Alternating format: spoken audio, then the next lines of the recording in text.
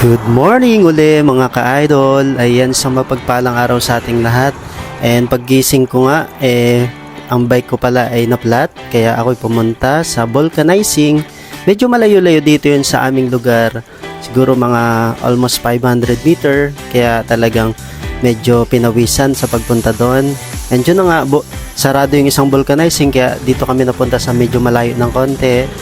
Ayan, so pinahanginan ko muna yung aking bike. Kasi matagal-tagal ko na rin hindi ito nagamit para naman makapag-exercise and ma-break in uli itong bike ko. Ayan, so after nga kung magpahangin, ako'y nag-bike at winarm up ko dito.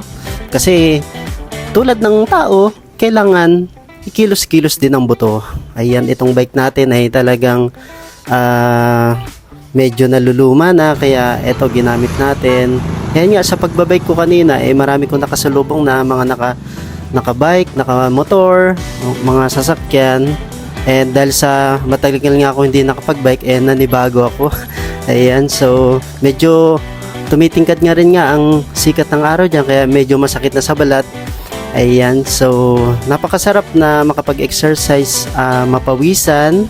And syempre, iniingatan natin yung ating mga kalusugan para sa ating mga trabaho, sa ating mga career, sa buhay, and magkaroon tayo ng positibong pananaw sa buhay. Ayan, so medyo napagod ako ng konti and medyo nauhaw, kaya ako ay babalik na sa aming bahay. And yun lang po mga idol, keep safe and God bless sa lahat.